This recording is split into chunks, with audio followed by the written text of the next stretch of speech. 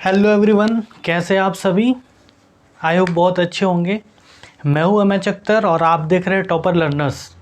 जैसा कि आप लोग को पता ही है, we are conducting lecture series for chapter first electricity.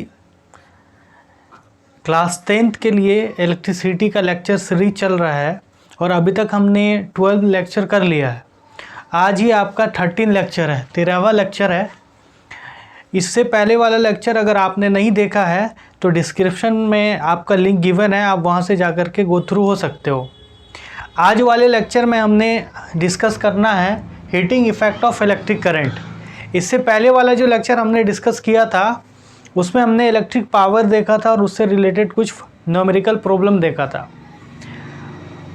Playlist का भी लिंक गिवन है, आप वहाँ से भी जा कर के देख सकते हैं। प्लेलिस्ट में सारा आपको आ जाएगा जो भी लेक्चर है, और वहाँ से आप 1 बाय 1 प्रिपरेशन कर सकते हैं। आप अपने 10th सीबीएसई और बीएसई भी जो बिहार बोर्ड के स्टूडेंट अगर इंग्लिश मीडियम में करना चाहते हैं तो वो ईज़िली हमारे इस प्लेटफॉर्म से कर सकते हैं, टॉपर लर्नर्स से। और अगर आप पीडीएफ नोट चाहते हैं तो उसके लिए हमारा टेलीग्राम पे सर्च कीजिएगा टॉपर लर्नर्स, वहाँ पे भी आपको पीडीएफ नोट मिल जाएगा इसका। क्लियर। तो शुरू करने से पहले अगर आप में से कोई पहली बार हमारी चैनल पे अगर विज़िट कर रहे हो तो आप इसको सब्सक्राइब कर दीजिए और बेल आइकन को दबा दीजिए ताकि जो भी वीडियो अपलोड हो उसकी नोटिफिकेशन आपको पहले मिले। और लाइक, शेयर और कमेंट करते रहिए। कीप लविंग गाइस, है ना। करते हैं शुरू। आज का जो लेक्चर है आपका, आज जिस टॉपिक पर हमने बात करनी है वो है heating effect of electric current. The topic on which we will discuss today, heating effect of electric current. Heating effect of electric current क्या है, अगर इसका हिंदी में अगर अनुवाद किया जाए तो विद्युत का उष्मीय प्रभाव। विद्युत का उष्मीय प्रभाव क्या है।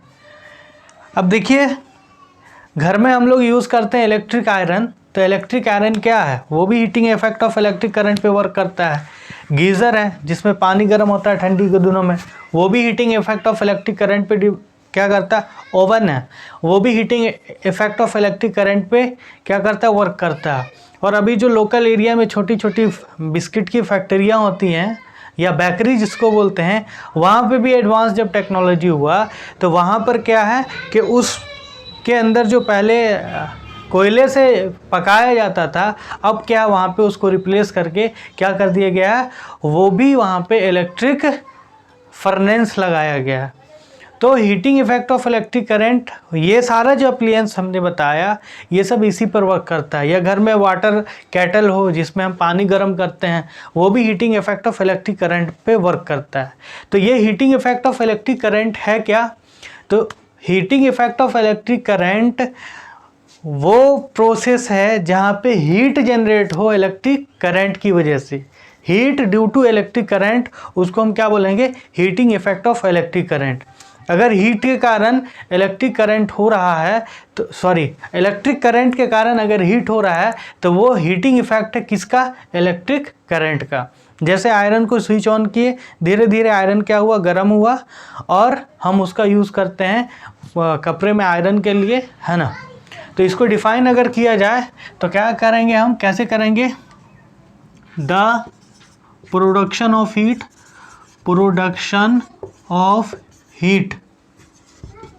Due to electric current is known as heating effect of electric current. Heating effect of electric current.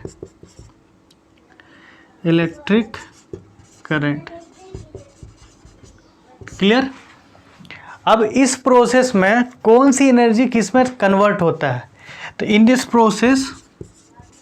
Process बताइए, in this process electrical energy is converted into heat energy.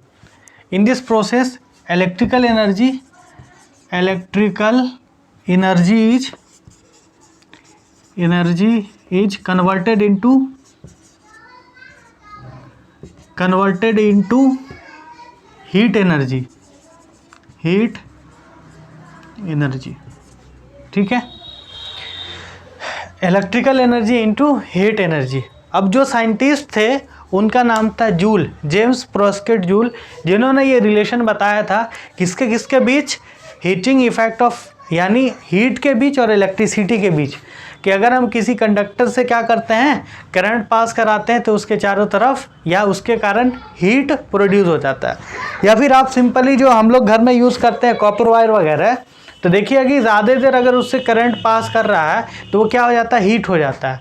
या फिर बल्ब हम लोग जलाते हैं, बल्ब, इलेक्ट्रिक बल्ब, तो वो क्या है कि धीरे धीरे गर्म होते होते बहुत ज़्यादा गर्म हो जाता है। वो भी क्या आपका heating effect of electric current है, इलेक्ट्रिक करंट की वजह से हीट होना। या फिर आपका जो इलेक्ट्रिक बल्ब जो 100 वाट वाला पहले येलो बल्ब आता था, उसमें फिलामेंट जो लगा होता था, वो भी किस पे वर्क, वो बल्ब भी heating effect of electric current पे ही वर्क करता था।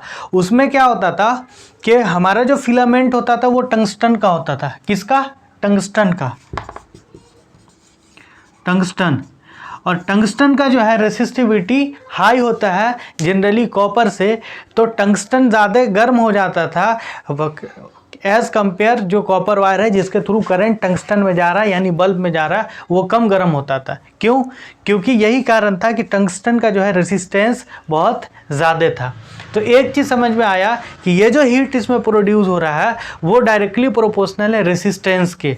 मान लिया किसी भी कंडक्टर से अगर हम करंट को फ्लो करा रहे हैं और उसका अगर रेसिस्टेंस ज़्यादा है, तो इसका मतलब ये है कि उसमें क्या हो जाएगा, हीट ज़्यादा प्रोड्यूस होगा। क्लियर? एक चीज़ समझ में आया। दूसरा चीज़ ये समझ में आता है कि आप इसी एग्जांपल से समझिए, जब हम इलेक्ट्रिक आयरन को ऑन करते हैं तो ऑन जैसे ही कर किए ऑन, तुरंत तो गर्म नहीं हो जाता है, क्या होता है, कुछ टाइम लेता है। It leads some time to becomes hot, proper hot जो हमको चाहिए आयरन करने के लिए, तो कुछ टाइम लिया।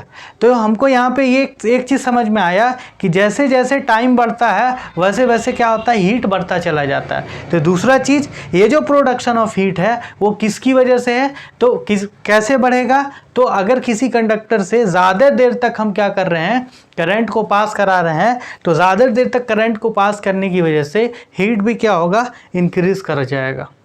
क्लियर? तो दो चीज़ समझ में आया कि ये जो हीट है ये प्रोड्यूस होगा, रेजिस्टेंस अगर ज़्यादा है तो हीट भी ज़्यादा होगा।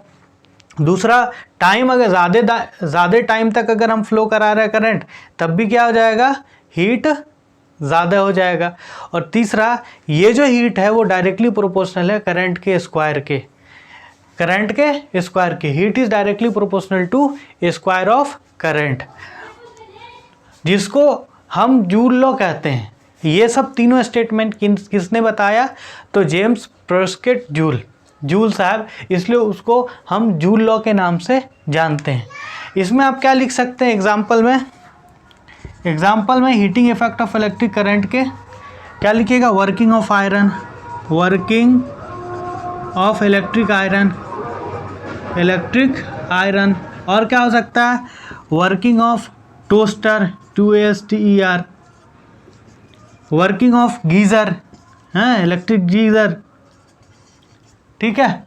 ये सब किस पे वर्क कर रहा है, heating effect of electric current पे। सोल्डिंग आयरन, जिसे सोल्डिंग करने के लिए यूज़ किया जाता है, वो भी आपका heating effect of electric current पे वर्क करता है। क्लियर? Is it clear? अब हम बात करेंगे जूल लॉ ऑफ हीटिंग का। अब किसका बात करेंगे, Joule law of heating, Joule law of heating, Joule law of heating. अब किसका बात करेंगे, जूल लॉ ऑफ हीटिंग। देखिए जूल लॉ ऑफ हीटिंग क्या है, जूल साहब ने कहा according to Joule law, according to Joule law, Joule law, heat produce in a conductor, heat produce in a conductor is, पहला, डायरेक्टली प्रोपोर्शनल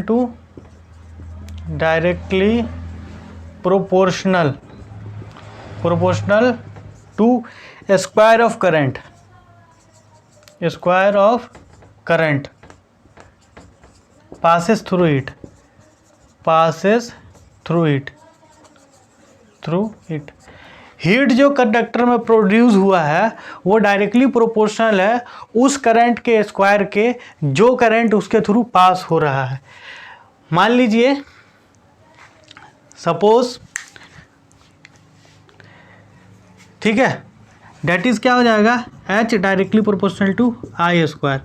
इसको आप equation first मानिए, ठीक है। मान लीजिए यही कंडक्टर है और इससे क्या हो रहा है, इलेक्ट्रिक करंट पास हो रहा है। यहाँ पर देखिए ये कंडक्टर है और इससे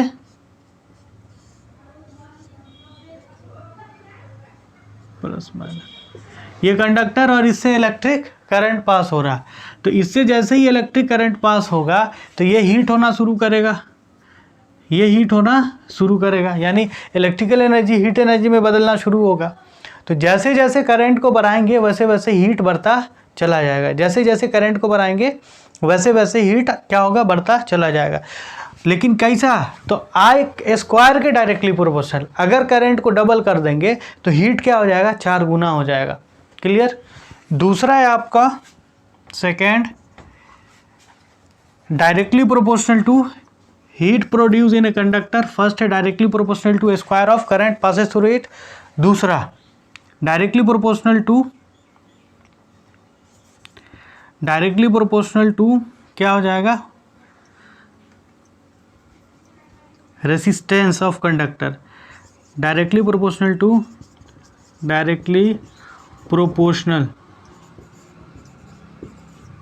to resistance of conductor, resistance of conductor that is H directly proportional to R। इसको मान लीजिए second. Heat directly proportional to resistance of conductor. इसका क्या मतलब है, अब देखिए एक कॉपर वायर ले लीजिए, एक एल्युमिनियम वायर लीजिए। तो कॉपर की रेसिस्टेंस कम है, एल्युमिनियम की रेसिस्टेंस ज़्यादा है। तो कॉपर क्या होगा, अगर same amount of current pass करा रहे हैं और सेम टाइम तक, तो कॉपर कम गर्म होगा और आपका एल्युमिनियम ज़्यादा हो जाएगा। जैसे आप प्रैक्टिकल लाइफ में देख लीजिए ना, ये जो आपका इलेक्ट्रिक आयरन है, तो इलेक्ट्रिक आयरन में भी वही करंट और उतना ही टाइम तक फ्लो होता है जितना उसके कनेक्टिंग वायर में होता है। कनेक्टिंग वायर और इलेक्ट्रिक आयरन, ठीक है।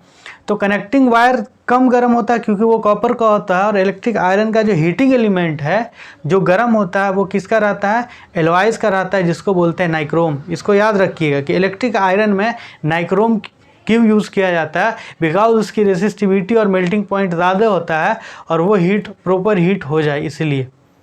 और इस क्वेश्चन को इस तरीके से भी पूछता है कि why connecting cord of electric iron not heat rather than heating element becomes hot, why. तो उसका भी रीज़न क्या होगा कि ये जो कनेक्टिंग वायर है जो आयरन से प्लग के बीच आ रहा है वो कॉपर का है, और आयरन के अंदर जो हीटिंग एलिमेंट है वो टंगस्टन का है। तो दूसरा क्या हो गया, directly proportional to resistance of conductor. Clear. इसका स्क्रीनशॉट लीजिए, फिर आगे चलते हैं। ठीक है, 2 हो गया directly proportional to resistance of conductor. और तीसरा क्या हो जाएगा, तीसरा हो जाएगा directly proportional to time. Directly proportional to time through which it passes through the conductor, it passes through the conductor। ठीक है, जितने टाइम तक पास कर रहा है।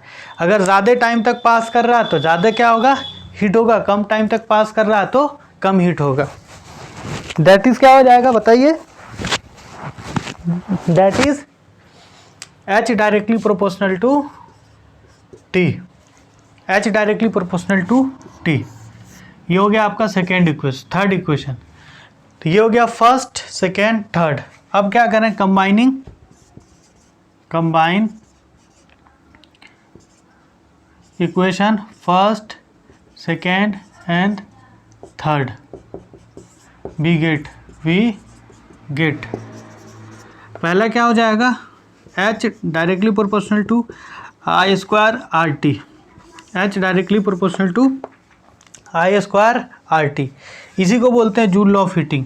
3 मार्क्स में पूछता है, 3 मार्क्स में VBI है, और MCQ में इसका प्रोडक्ट पूछ देगा कि आप बताइए कि कौन सा फार्मूला है, कौन सा रिलेशन है जूल लॉ ऑफ हीटिंग का। तो कौन सा हो जाएगा जूल लॉ ऑफ हीटिंग का, H directly proportional to I square R T. ये क्या है, तो ये साइन ऑफ प्रोपोर्शनलिटी है। बहुत बच्चे को कन्फ्यूज़न होता है, इसको बोलते हैं sign of proportionality, sign of proportionality. ठीक है, अगर डायरेक्ट में है तो डायरेक्ट, और बटे में रहता तो इन्वर्स। तो यहाँ पे तीनों डायरेक्टली प्रोपोर्शनल है, मतलब अगर हीट को बनाना चाहते हैं तो करंट को बढ़ा दें, हीट को बढ़ाना चाहते हैं तो रेजिस्टेंस को बढ़ा दें, हीट को बढ़ाना चाहते हैं तो टाइम को बढ़ा दें। क्या हो जाएगा, ये तीनों में हीट बढ़ जाएगा। क्लियर है यहाँ तक? Heating effect of electric current समझ में आया? अरे हीट हुआ दिमाग में फिट? चलिए यस सर हो गया। ठीक है, इसी तरीके से इसको फिट रखिए, क्योंकि 3 मार्क्स में आना है। इस पे न्यूमेरिकल प्रॉब्लम भी आता है, और कुछ हम फार्मूला देख लेते हैं हीट का, और फार्मूला जिसके थ्रू हम कर सकते हैं। अब मान लीजिए, अब यहाँ पे देखिए, अगर हम अगर प्रोपोर्शनलिटी का साइन हटाए तो एच इक्वल टू क्या हो जाएगा, के आई स्क्वायर आर टी। के बराबर अगर 1 कर दें तो क्या हो जाएगा, एच बराबर आई स्क्वायर आर टी। ये वो फार्मूला हम लोग यूज़ कर सकते हैं, ये भी फार्मूला हम लोग यूज़ कर सकते हैं। ये formula H equal to I square R T use कर सकते हैं। क्लियर? क्लियर? Yes sir. बढ़े आगे जी। ठीक है, अब देखते हैं other formula of heating effect of electric current. लीजिए इसका स्क्रीनशॉट लीजिए। अब हम जानते हैं H equal to I square R T होता है, ये मेन फार्मूला हो गया हीट निकालने का पहला। अगर हम I equal to, if I equal to क्या कर दें, V बाई आर कर दें, तो क्या हो जाएगा, H बराबर V, I की जगह क्या डालेंगे, I की जगह डालेंगे V बाई आर का स्क्वायर आर टी। तो H बराबर क्या हो जाएगा, V square by R square R into T. इस आर से ये आर कैंसिल, तो क्या हो जाएगा, H बराबर V square by R into T. तो एक ये भी फार्मूला है जिसको हम यूज़ करके हीट निकाल सकते हैं। H equal to V square by R into T, H equal to V square by R into T, H equal to V square by R into T. Clear? और क्या हो सकता है इसमें, अगर हम क्या कर दें, और क्या हो सकता है बताइए, R बराबर अगर V बाई आई डाल दें, अगर हम इसी वाले इक्वेशन में इफ़ R बराबर V बाई आई डाल दें तो क्या हो जाएगा, H equal to I square into V by I into T. I से आई कैंसिल, तो क्या हो जाएगा, H बराबर V आई टी, H बराबर V आई टी। तो ये कितना फार्मूला हो गया, 1 2 3 फार्मूला है जिसका यूज़ करके हम हीट कैलकुलेट कर सकते हैं। There are 3 formula with the help of which we can calculate the heat. है फिट? बोलिए। देखिए कैसे हुआ, नहीं समझ में आया कैसे हुआ। H equal to I square R T है, तो एक बार इस आई ओम्स लॉ से, कहाँ से, फ्रॉम ओम्स लॉ, I बराबर क्या हुआ, V equal to I R होता है, V equal to I R, तो I इक्वल टू क्या हो जाएगा, V बाई आर होगा ना ये रिलेशन। तो यहाँ पे I equal to V by R डाले तो आई स्क्वायर है तो V square by R square, R से आर कैंसिल इंटू टी। तो ये एक फार्मूला हो गया। और इसी वाले इक्वेशन में एक बार R का वैल्यू डाल दिए तो R बराबर V बाई आई हो जाएगा। तो ये आई स्क्वायर से आई कैंसिल, यानी इसके स्क्वायर से ये तो आई बच जाएगा, तब आई वी टी या वी आई टी, जो भी बोलिए, वी आई टी। ठीक है? Yes sir. ठीक है, तो 3 फार्मूला हमारे पास हो गया हीट निकालने का। अब हम कुछ न्यूमेरिकल प्रॉब्लम करेंगे हीट से रिलेटेड और पावर से रिलेटेड, और उसके बाद आपका चैप्टर हो जाएगा समापत, यानी हीटिंग, मतलब फर्स्ट चैप्टर जो है आपका इलेक्ट्रिक करंट वो 12 लेक्चर में 12 लेक्चर में कंप्लीट हो गया। ये 13वां लेक्चर है। अब जो हम लोग करेंगे वो एनसीईआरटी का सीरीज़ करेंगे, एनसीईआरटी के क्वेश्चन का डिस्कशंस करेंगे। देखते हैं नेक्स्ट लेक्चर में वही करेंगे। आज अभी कुछ न्यूमेरिकल प्रॉब्लम देख लेते हैं। देखिए न्यूमेरिकल प्रॉब्लम पहला क्वेश्चन है। फर्स्ट क्वेश्चन आपका पढ़िए, क्या है? A potential difference of 250 volt is applied across the resistance of 5 ohm in an electric iron. Calculate current and heat produced. Calculate current and heat produced in 10 second. क्या क्या बोल रहा है देखिए। A P D of 250 volt, तो given क्या है? सबसे पहले क्या लिखते हैं हम? गिवन लिखते हैं। पी डी आपका कितना दे दिया है? 250 वोल्ट दे दिया है, ठीक है। उसके बाद रेसिस्टेंस कितना दे दिया, यानी वोल्टेज। पी डी मतलब भी नहीं, रेसिस्टेंस कितना है सर? रेसिस्टेंस 500 ओम है, 500 ओम, 500 ओम। तो क्या बोल रहा है? आई बोल रहा है, क्लियर। उसके बाद आई के बाद क्या बोल रहा है? आई के बाद बोल रहा है करंट के बाद क्या बोल रहा है? फाइंड करने। करंट के बाद फाइंड करने बोल रहा है हीट। H बराबर क्या होगा कितने सेकेंड में? तो T दे दिया है आपका। T कितना है? 10 सेकेंड। यही है गिवन। Yes sir. देखिए तो ओम्स लॉ से I निकालने के लिए I इक्वल टू V/R, कहाँ? तो फ्रॉम ओम्स लॉ। तो I इक्वल टू वोल्टेज कितना है? 250 और रेसिस्टेंस है 500। तो क्या हो जाएगा? 1/2 एम्पेयर, मतलब 0.5 एम्पेयर। कितना आ गया? 0.5 एम्पेयर आ गया आपका करंट। उसके बाद हीट पूछ रहा है, तो H इक्वल टू क्या होगा? देखिए यहाँ पे I है और V है, जो भी I स्क्वायर RT भी लगा दीजिए। I तो निकल गया, तो क्या लगाइएगा? H equal to I square RT। तो H equal to I square RT, तो H बराबर I कितना है आपका? 1/2 का स्क्वायर इंटू R कितना? R हो गया 500 इंटू टाइम हो गया 10, ठीक। तो ये 2 का स्क्वायर कितना हो जाएगा? तो ये हो जाएगा H बराबर 1/4 इंटू 500 इंटू 10। 2 दूनी 4, 5 दूनी 10, 2.5 दूनी 500। तो हो गया H बराबर 250 गुने 5। तो गुना कर दीजिए, 5 0 पचे 25 के 5, 5 10 2 12। तो H कितना निकल गया? 1250 जूल। H कितना निकल गया? 1250 जूल। जूल क्या है? तो जूल जो है आपका वो इसका क्या है? ऐसा यूनिट है किसका? तो हीट का ऐसा यूनिट जूल है। हीट का ऐसा unit joule, because heat is a form of energy. Clear? यहाँ तक क्लियर है? यस सर क्लियर है। चलते हैं नेक्स्ट क्वेश्चन की तरफ। एक क्वेश्चन और करते हैं, फिर अगला जो हमारा लेक्चर सीरीज होगा उसमें न्यूमेरिकल और करेंगे, ठीक है। एक क्वेश्चन और करते हैं हम लोग, इसका स्क्रीनशॉट ले लीजिए। समझ में आ गया?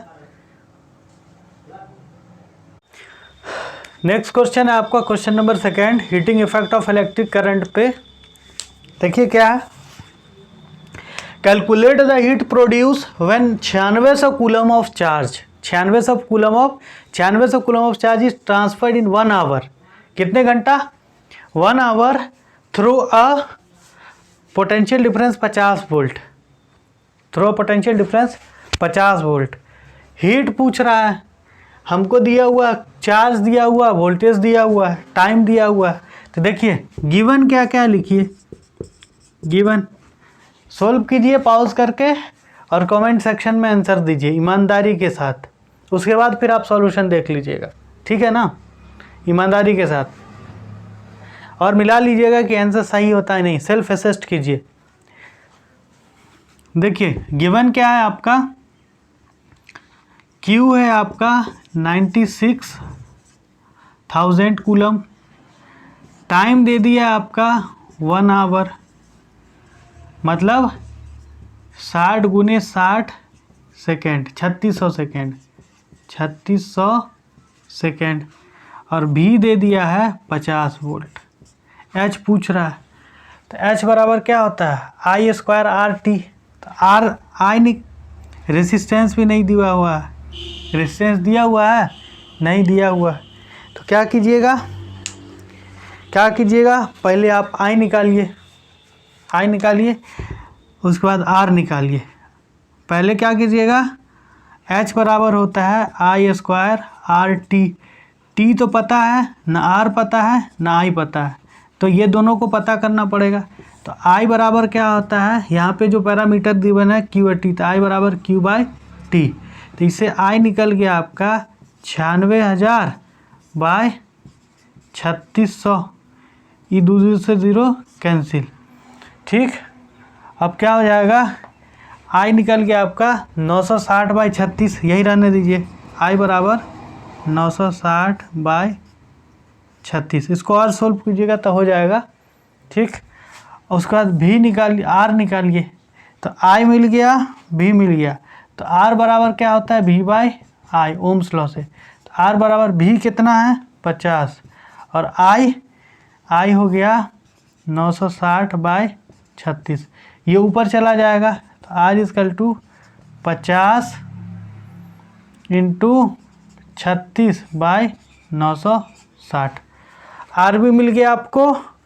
इसको चाहिए तो आप पूरा सिंपलीफाई कर लीजिए, ठीक है, और चाहिए तो इतना पे भी रख करके, क्योंकि फिर आगे तो कट ही जाएगा ना, H equal to I square RT डालेंगे तो वहाँ से कट जाएगा। तो ये हो गया आपका R, ये हो गया I। अब हम हीट निकालते हैं। H बराबर क्या होता है I square RT, H equal to है आपका I स्क्वायर RT। तो H equal to I square की जगह क्या हो जाएगा 960 बाई 36 का स्क्वायर इंटू R हो गया 50 गुने 36 बाई 960 गुने 3600 सेकेंड टाइम। अब इसको 2 बार लिखिएगा, तो H इक्वल टू हो जाएगा 960 गुने 960 गुने 50 गुने 36 गुने 3600, ठीक, डिवाइडेड बाय 36 गुने 960। क्लियर। अब इस 36 से इस 36 को काट दीजिए, इस 960 से इस 960 को काट दीजिए, ये 36 गुने 100 इसको कर दीजिए, इसको इससे काट दीजिए, ख़त्म। अब क्या बच गया H इक्वल टू 960 गुने 50 गुने 100, E0 सबको एक साथ कर लीजिए। तो H इक्वल टू 96 गुने 5 गुने 1 2 3 10 का पावर 3, ये 0 है। ठीक है, कैलकुलेशन जो समझ में आ रहा है, एकदम इजी कर रहे हैं। अब 6 पंचे 30 के सुनना, 9 पंचे 45, 46 47 48, 480 गुने 10 का पावर 3। तो H कितना आ गया आपको, आ गया H इक्वल टू 480 गुने 10 का पावर 3 जूल, या इसको 480 10 टू द पावर 3 को केजे कर सकते हैं, किलो जूल। तो 480 किलो जूल, 480 किलो जूल हो जाएगा। ठीक है, आई होप समझ में आया होगा आपको। अगर समझ में आया है तो लाइक शेयर एंड सब्सक्राइब बनता है। देखिए पसीना चल रहा है, मेहनत कुछ ऊपर होना चाहिए ना। ठीक है, 2 क्वेश्चन इस वाले में करवाए हैं आप। हम अगले लेक्चर में और न्यूमेरिकल प्रॉब्लम इस पे देखेंगे। एक न्यूमेरिकल प्रॉब्लम का जो है वो चौथा लेक्चर होगा। अभी तक 3 लेक्चर हो चुका है, वो चौथा होगा। ठीक, अगले लेक्चर में हम लोग मिलेंगे। तब तक कीप रिवाइज योर सिलेबस। जो भी डाउट हो कमेंट सेक्शन में कमेंट कीजिए, और घर में रहिए, स्वस्थ रहिए, और मोदी जी का गुण गाइए, थाली बजाइए। थाली कहाँ गया कोई पता नहीं है। हाँ, क्या लॉजिक है।